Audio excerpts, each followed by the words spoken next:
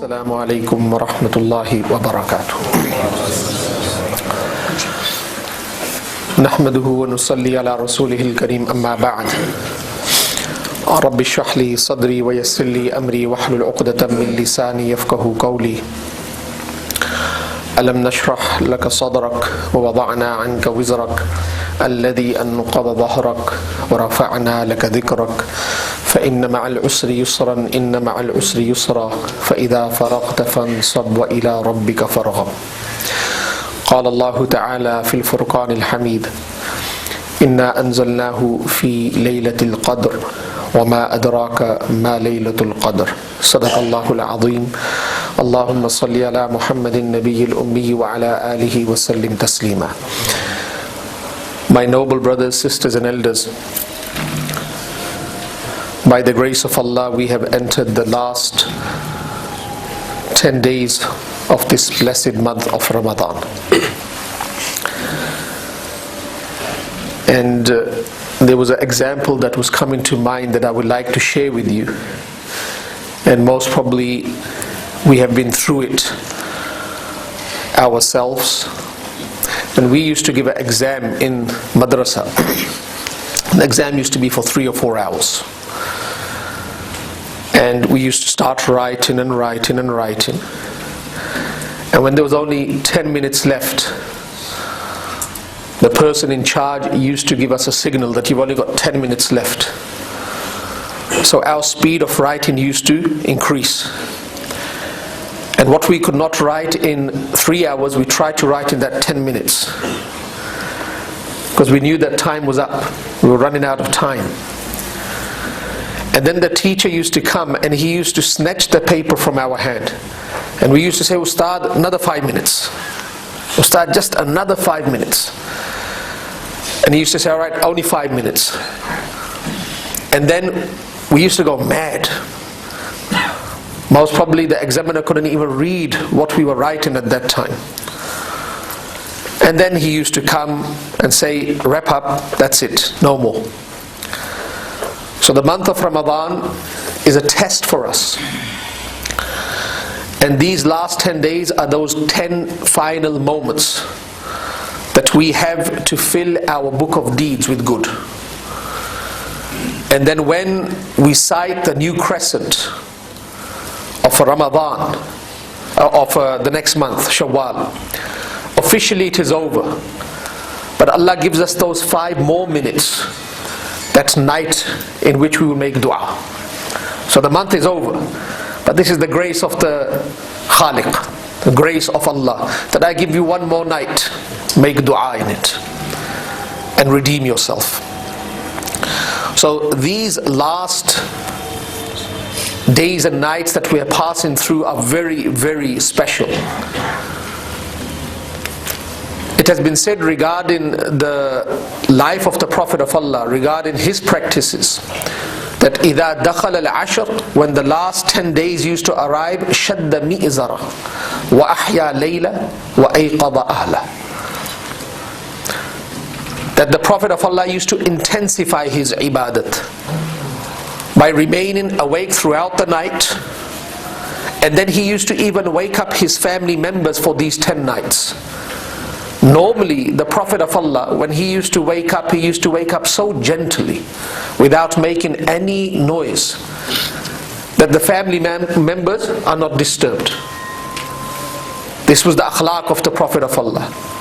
Like he was walking on eggshells. Itne aram se uthte the, wuzu karte the. But in the last 10 nights of Ramadan, the Prophet of Allah used to make an effort to wake up his family members. وَأَيْقَضَ أَهْلَ أُتْجَمْ. And that's why the great scholar Abdullah ibn Umar radiyallahu ta'ala an, كَانَ يُوقِضُ أَهْلَهُ فِي الْعَشْرِ الْأَوَاخِرِ. He used to wake up his family members, trying to resemble, imitate the Prophet of Allah. And as we know that the effort of the Prophet of Allah outside the month of Ramadan was so great, and when the month of Ramadan used to start, it used to become greater. But when the last 10 days used to enter, it used to even become greater. And that's why it has been said, كان رسول الله صلى الله عليه وسلم يجتهد في العشر الأواخر ما لا يجتهد في غيره. The effort that he used to make in these 10 days and 10 nights used to be greater than the first 20 days of the month of Ramadan. And we do not need any clarification regarding the effort that the Prophet of Allah used to make with the community, and the effort that the Prophet of Allah used to make in relation to his connection with Allah, that has been documented and written about under the verse فَإِذَا فَرَغْتَ فَانْصَبْ وَإِلَىٰ رَبِّكَ فَارْغَبْ. That after committing his whole day to the affairs of the people, educating them, ta'aleem and ta'allum, posting people at different stations, returning back home, and then spending the entire night or a very big portion of the night to the ibadat of Allah. That Prophet of Allah used to intensify his commitment during that night. And that's why Shaykh Abdul Qadir Jilani rahimahumullah, he says that because of the special night that is placed in the last 10 nights, because of the night that is special that has been placed in the last 10 nights, that night is known as Sayyidul Layali, the king of all nights. So we are in search of that one night. And it is just like when we used to play video games when we were young. And there used to be certain things that you pick up on the way. And if you pick them up, there are bonuses. We used to play these video games when we were very, very young. You're passing through the stages and there are certain things that you pick up. And if you can pick up those things, you are granted a credit. So in these 10 nights, we're trying to search for that one night. And based upon what we collect through that night, Allah will credit us with such that we can make it across the line. That's it. Nothing else. Now, this night is known, the night that we are going to search for is known as Qadr. Laylatul Qadr, the night of Qadr. And it has been made mention in the Quran. And there's a whole chapter or a whole surah that has been dedicated to this surah.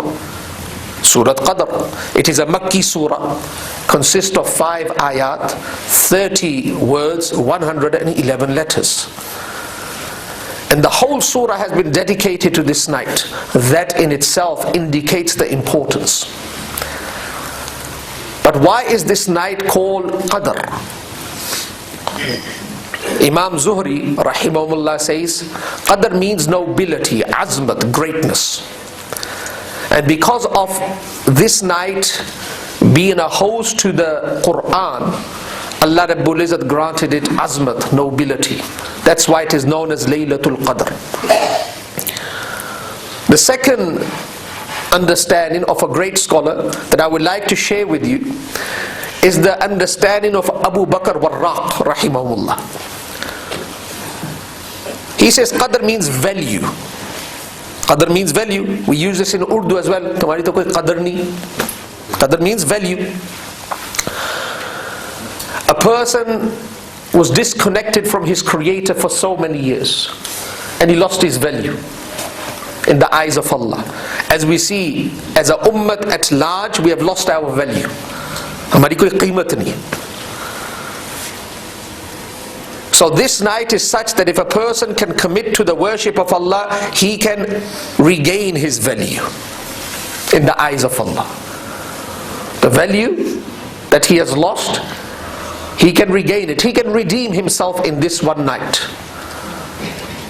So if he can commit to the ibadat of Allah, once again he can stand on the highest level of nobility and greatness. Indeed, there are certain things that he has to do after the night, but at least in this night he can attain that value once again. That's why it is known as Laylatul Qadr. And the third translation that has been given by many scholars is that Qadr means fate, predestiny, order, So on this night, Allah Rabbul Izzat deputes the angels, and according to Ibn Abbas, Jibreel, Mikail, Israfil and Malakul Maut. He deputes these angels to carry out the affairs of humanity, of this entire makhluk, for the next 1 year. So that's why it is called Laylatul Qadr. Now what is so amazing about this night? What is so amazing about this night? Why was this night granted to us? And where do we have to search for this night?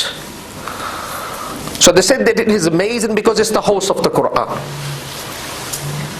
Whatever good we have, whatever success we will attain, it revolves around the Quran. Our focal point in life is to bring this Quran into our life. And because Laylatul Qadr was the night in which the Quran was sent down from Lawh Mahfuz to the lowest heaven, for that reason it has been granted nobility. And then this one night, if a person can commit to the ibadat of Allah in this one night, he will get the reward of over 1,000 months. Now, over 1,000 months, maybe 83 years, 4 months more and less. But it has not been made mention how many months over 83. How many more months over 83 years. That has not been explained. So there's ambiguity. No clarification. خَيْرٌ مِّنْ أَلْفِ شَهْرٍ. Better than 1,000 months. Is it twofold, threefold, fourfold, tenfold, 10 times, 20 times? No one knows. That will be based upon the person who commits himself to the ibadat of Allah. What is his level of connection? What is his khushu and khudu in the prayer? What is his ikhlas during that night? It may go into millions of months. Allah knows better. No one knows. Allah has left that to the person. If he can commit properly, there are some people that commit the whole night. There are some people that commit half the night. There are some people that are adorned with complete sincerity. There are some people that are committed to khushu and khudu. There are some people that are completely cleansed before committing to the night. Different levels of people. So based upon the person, the reward will be multiplied. And it is 30,000 nights. Think about it. 1,000 months, more or less 30,000 nights. So if we can commit ourselves to one night, we will get the reward of 30,000 nights. And this is the grace of Allah. And this is the mercy of Allah. The Prophet of Allah said that there is one person, he is hired as a carpenter to fix the chairs, to fix the pulpit, and he works from Fajr to Zuhr, about 7 hours. And when he completes his work, the person that hired him gives him half a dirham, 50 pence. I said, this is your wage, and he walks away. And immediately the person hires the service of another person. He has to do exactly the same. Fix the chairs, fix the pulpit. He works from Zuhr to Asr. That is half the time of Fajr to Zuhr. He completes his work, and the person gives him $1 complete. And he walks away. So he did less, he did exactly the same but less. But he gets more of a reward, more of a wage. Then a third person is summoned or invited, and he works from Asr to Maghrib. Half the time between Zuhr and Asr. 1/4 of the time between Fajr and Zuhr. He does exactly the same. Fix the chairs and the pulpit, and he's given $2. So the Prophet of Allah, after giving this example, not in the style that I have given, but giving this kind of example, he says the first person is from Bani Israel. He has to give a lot of time. He has to make a lot of effort. Much more than other people, other nations. But the reward that he gets is very, very minimal. And that's why they have been given more dunya. Remember, people say, why are they given more dunya? That's why they have been given more dunya. Most of their ajr is taken in this world. Most of their ajr for their efforts is taken in this world. Make a lot of effort, you get the reward here. Udar to kuch milna nahi. The second person that works from Zohar to Asr is from the nation of Isa alayhi salatu wassalam. Because they are more respectful to Allah. They are kinder to the Muslims. لَتَجِدَنَّ أَشَدَّ النَّاسِ عَدَاوَةً لِلَّذِينَ آمَنُوا الْيَهُودَ وَالَّذِينَ أَشْرَكُوا وَلَتَجِدَنَّ أَقْرَبَهُمْ مَوَدَّةً لِلَّذِينَ آمَنُوا الَّذِينَ قَالُوا إِنَّا نَصَارَى. A bit more compassionate towards the believers, as long as they are adorned with two characteristics that has been made mention in the Quran. One is that they are zahid. They are not infatuated with material. We don't see that nowadays. They are not infatuated with material. And they have the ability to accept the truth. If they are adorned with these two characteristics, then they will be very close to us. They will support us over anyone else. But if they are not adorned with these two characteristics, then there's no difference between them and the previous enemies that Allah has made mention, that are staunch enemies. So we can analyze that ourselves. So the second group, they work from Zohar to Asr. The time is less, but because of some characteristics, they are given a better wage. They're given $1. And the third group, that is us. We work very little. We work very, very little from Asr to Maghrib. Our lifespan is much shorter. And the reward to A'mal is so great that a person in the past had to commit many, many days and many, many nights to attain that reward. We can attain it in a few moments. And Laylatul Qadr is one of the examples. People in the past had to commit so many days, so many nights to the ibadat of Allah. We commit one night and we get that reward. Despite all these favors that Allah bestows upon this ummah, if we are deprived of the blessing of this night, or any special night, or any special day, we can only blame ourselves, no one else. We can only blame ourselves, no one else. So this night is a night in which we try to redeem ourselves, try to reconcile with our Creator. And it has been said that Jibreel alayhi salatu wassalam, the master angel, the angel that was posted with the grand duty of bringing down revelation to various prophets, Nazala Jibreel fi kabkabatin min al-malaika. He descends with a large group of angels. So he does not descend alone. He descends with a large group of malaika, angels. Now why do these angels descend? What is their duty during that night? يُصَلُّونَ فِي كُلِّ عَبْدٍ قَائِمٍ أَوْ قَاعِدٍ يَذْكُرُ اللَّهَ عَزَّ وَجَلَّ. So they descend, and they descend at the noble sanctuary of Kaaba. That's where they descend. They place their flags on the roof of the Kaaba, and then they're scattered in the entire world.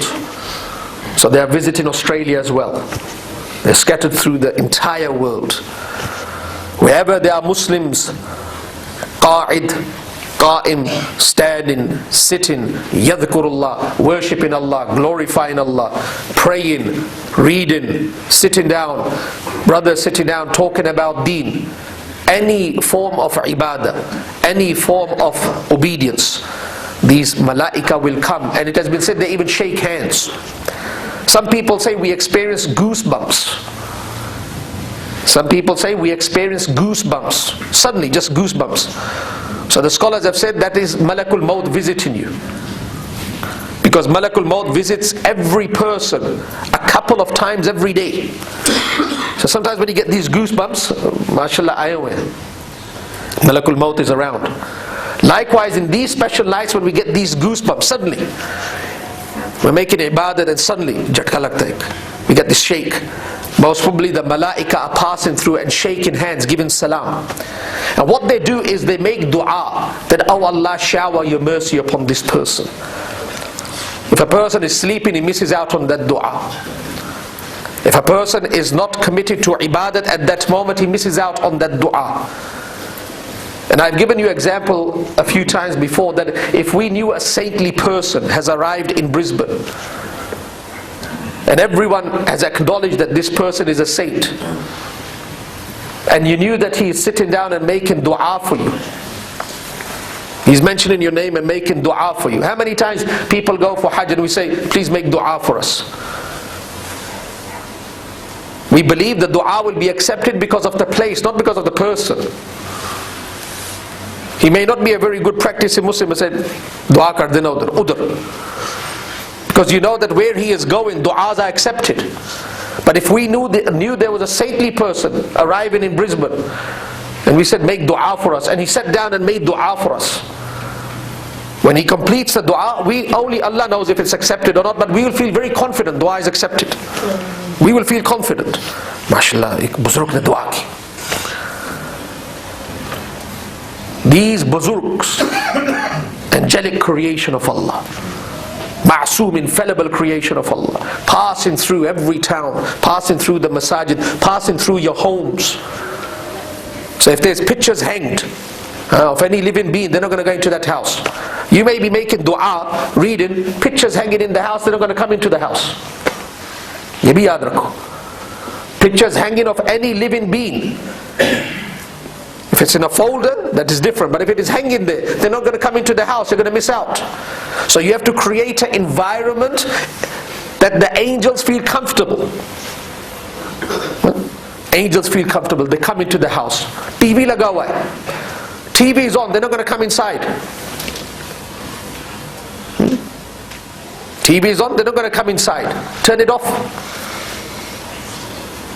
So you make the environment comfortable for the malaika, and you commit yourself to ibadah. So when they're passing through, yes, this is another person, they go inside, make dua for you.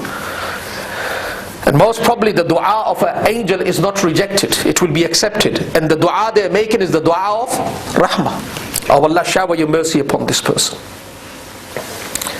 But there are a few people that are deprived on this night as well.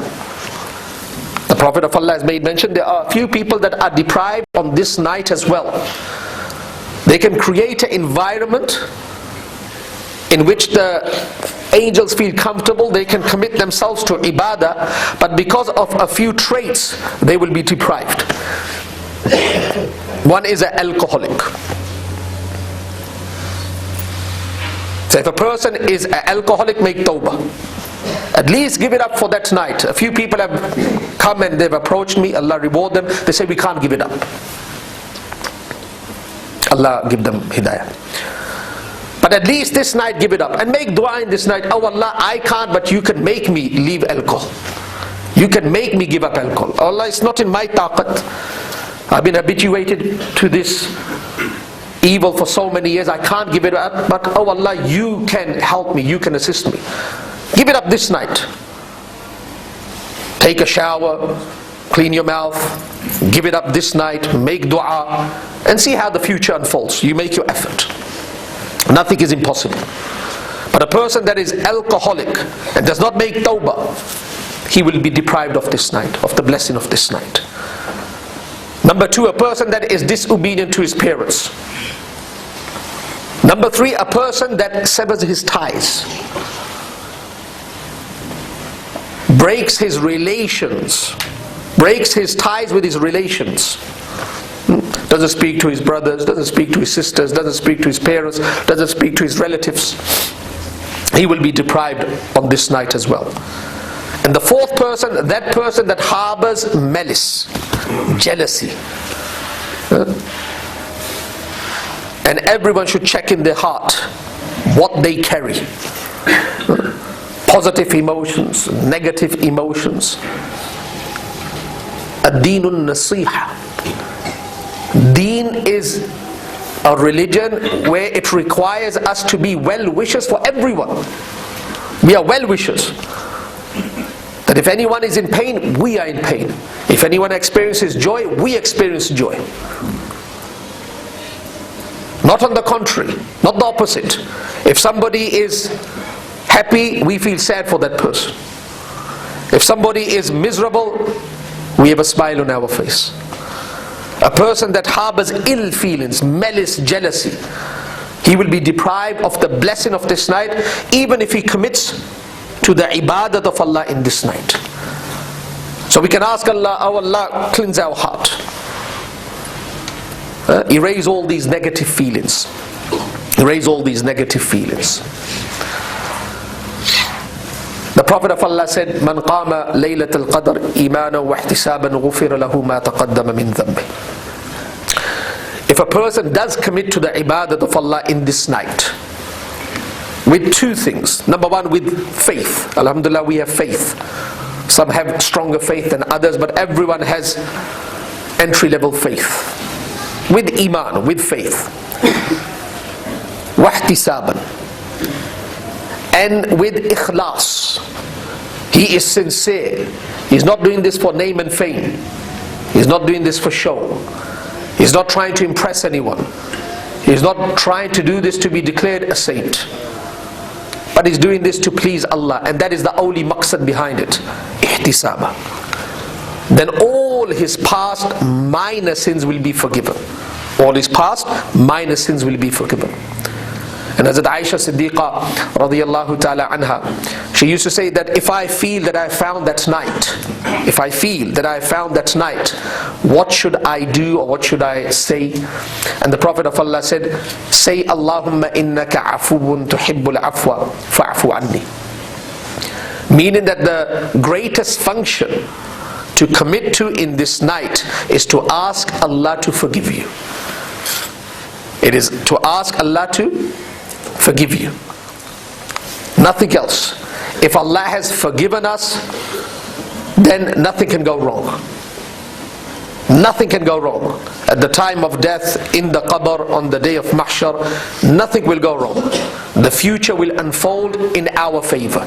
But if Allah does not forgive us, that is the main function of this night, then nothing will work in our favor, not even in this world. So forgiveness means reconciliation with Allah. So that is the function of this night. That is the most important dua to be made. And that's why the Prophet of Allah divided the month of Ramadan into 3 sets. He said the third set is in which Allah grants emancipation to a person from the fire of hell. And emancipation from the fire of hell is a result of maghfirah. When Allah forgives, a person is granted security from the fire of hell. So this dua should be made in abundance. Now, in which nights do we find or we search this night? In which nights? So there are different opinions among scholars. The most widely accepted opinion is the odd nights in the last 10 nights. 1 night has passed, 4 remain. 21, 23, 25, 27, 29. Some scholars, they are of this opinion it is the 27th. And they say something amazing. They say that if a person recites one ruku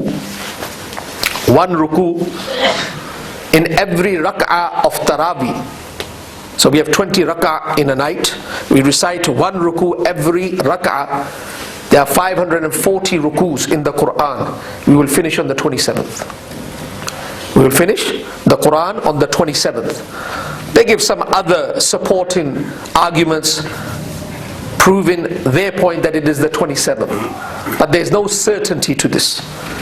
And there's a blessing in disguise that there is no certainty to this. So we can commit at least 5 nights of the entire year to the ibadat of Allah. If we knew it was one particular day, people will commit ibadat or themselves to the ibadat of Allah in that one night, and they will give up the remaining 4 nights. And people that are disobedient, they will not even worry about it. They will continue their bad habits in that one night. will continue doing their bad in that one night. So this night that is to come, and these days and nights that are to be passed, we should fill them with good deeds. We should fill them with good deeds. And a lot of people say, what should I do? And what we have heard from our scholars is, don't worry about what you should do, worry about what you should not do. Don't commit evil, that's it. You restrict yourself to the basics.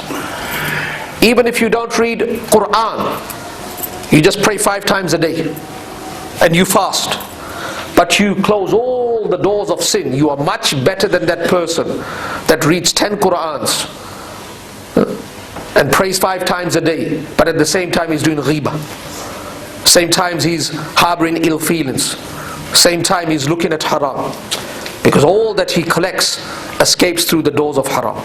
All the good that he collects escapes through the doors of haram. So don't worry about what you should do. Try to worry about what you should not do. Close all the doors of haram. That's what we should do. Once the doors are closed, even if the air conditioner is on a low pace, after a couple of hours it will cool the entire mosque. But if we turn on the air conditioner full pace, open all the windows, kuch nahi hoga. All the wind, all the cool air will exit from the opening windows. Allah Rabbul Izzat give you, me tawfiq to benefit from the remaining days and nights of the month of Ramadan. You pray for me, I pray for you. We pray for each other that Allah Rabbul Izzat grant us emancipation from the fire of Jahannam and grant nobility to the ummah of Muhammad sallallahu alaihi wasallam, and Allah Rabbul Izzat reconcile with us. Subhanakallahumma wa bihamdika ashhadu an la ilaha illa anta astaghfiruka wa atubu ilayk.